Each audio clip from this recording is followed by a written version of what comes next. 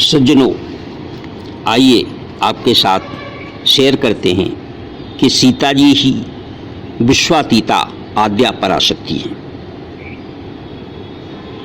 सारी शक्तियाँ श्री सीता जी की ही कला अंश विभूत है। वे मूल प्रकृति महामाया हैं। जैसे श्री राम जी के अंश से नाना शंभु, बिरंच और विष्णु पैदा होते हैं। कहा गया है, शंभु बिरंच विष्णु भगवाना उपजय जास अंतते नाना। वैसे ही श्री सीता जी के अंश से अगणित उमा, रमा, ब्रह्माणी पैदा होती हैं। मन शत्रुपा निर्गुण, निराकार, अखंड, अनादि ब्रह्म का दर्शन करना चाहते थे, परंतु आदि शक्ति के साथ दर्शन देने का तात्पर्य यह है कि निर्गुण निराकार ब्रह्म आदि शक्ति के बिना सगुण साकार हो ही नहीं सकते। अतः भगवान ने आदि शक्ति सहित उन्हें दर्शन दिए। स्पष्टतया सीता जी आदि शक्ति हैं, जिनके भ्रकुट विलास मात्र से जगत की उत्पत्ति, पालन और संहार शक्तियां प्रकट होती हैं।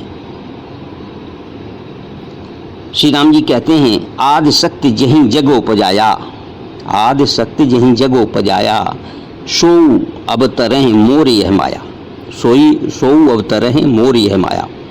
और सीता जी का जो प्राकट्य है वो प्रकृति से है, भूमि से हुआ और प्रकृति में ही वो समाहित हो गई, भूमि में समाहित हो गई। यहाँ सीता जी त्रिगुणमयी परमेश्वरी महालक्ष्मी ही सबका आदि कारण हैं। वे ही दृश्य और अदृश्य रूप से संपूर्ण विश्व को व्याप्त करके स्थित हैं। प्रधानिक रहस्य में यह रहस्य उद्घाटित किया गया है कि महालक्ष्मी ही महाकाली मतलब तमोगुण रूप उपाधि के द्वारा तथा महासरस्वती सतो गुण रूप उपाधि के द्वारा का रूप धारण करती हैं।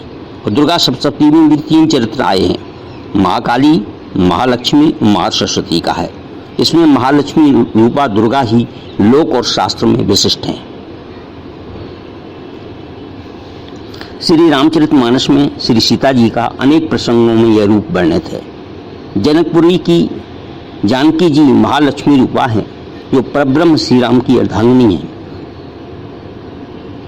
बारात के आगमन पर महालक्ष्मी जानकी की महिमा का वर्णन करते हुए गोस्वामी जी कहते हैं, जाने से बारात पुर आई, कछु निज महिमा प्रकट जनाई, हृदय सुमिर सब सिद्ध बुलाई, भूप पहुनई करण पठाई। सिद्ध सब सिय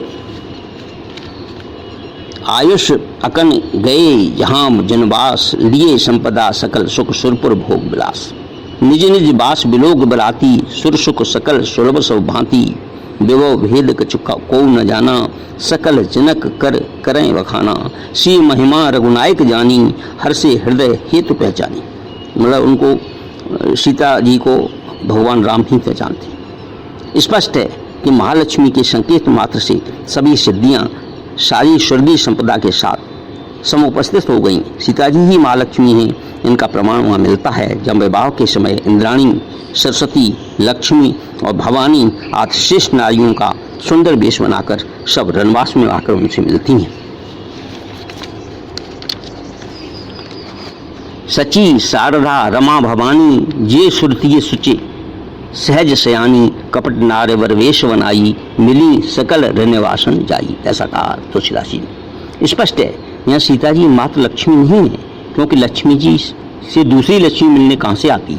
यहाँ अनेक लक्ष्मी, उमा और भवानी को जन्म देने वाली महालक्ष्मी जानकी से मिलने ये देवियाँ आई हैं। प्रधानिक रहस्य में भी देवियाँ महालक्ष्मी से ही उत्पन्न बताई गई हैं। गोस्वामी तुलसीदास जी कहते हैं, बसै नगर जहीं लक्ष्य कर, कपट नार बरवेश, तहीं पुर के शोभा कहत सकुच शारद शेष। यहाँ लक्ष्य का अर्थ है लक्ष्मी लेना असंगत है, क्योंकि जानकी जी उमा, रमा, ब्रह्मादि वंदिता है। जानकी जी को लक्ष्मी कहा गया है। मानस में हम सभी वक्ताओं के बच्चों ने कहिए रमा सम किम वैदेही। अर्थ यह हुआ, जिस नगर में लक्ष्य स्वरूप स्वयं जानकी जी ऐश्वर्य को गूढ़ भाव से माधुर्य में छिपाकर प्राकृत स्त्री रूप से निवास करती हैं। यहाँ यही महालक्ष्मी रूपा जानकी अन्यत्र महासरस्वती और महाकाली का रूप धारण करती हैं। बालकांड के प्रारंभ में गोस्वामी तुलसीदास जी कहते हैं, महासरस्वती रूपा जानकी जी की वंदना करते हुए निर्मल मत की याचना करते हैं। क्या कहते हैं? जनक सुता जग जनन जान की, अतिशय प्रिय करुणा निधान की, ताके जुग पद कमल मनाबहूँ, जासु कृपा निर्मल मत पावहूँ। यहाँ जानकी जी का स्वरूप महासरस्वती जी का ही है, क्योंकि सरस्वती मानस में राम वनवास का हेतु बनकर आई हैं। भारद्वाज जी कहते हैं, गई गिरा मत धूत, अतः ये महासरस्वती रूपा ही हैं। महासरस्वती रूपा जानकी ने ही हनुमान पर कृपा करते हुए उन्हें गुणनिधि होने का आशीर्वाद दिया। कहा, अजर अमर गुणनिधि सुत होऊ, करो बहुत रघुनायक छोऊ। ये सुंदरकांड में आया है। श्री सीता जी महाकाली का रूप धारण कर लंका गई थीं और महाकाली विध्वंस की कारणी हैं। विभीषण ने रावण से कहा, तब उर कुमत बसी विपरीता, हित अनहित मानव रिपु प्रीता, काल रात निश्चर कुल क्रेरी, तही सीता पर प्रीत घनेरी। जानकी जी काल रात बनकर निश्चर कुल का विनाश करने आई हैं, उसी सीता पर आपकी बहुत प्रीत है। वाल्मीकि रामायण में भी कहा गया है, याम सीतेत्य भी जानासि, ये यम तिष्ठति ते गृहे, काल रात्रि ताम विद्धि सर्वलंका विनाशिनी।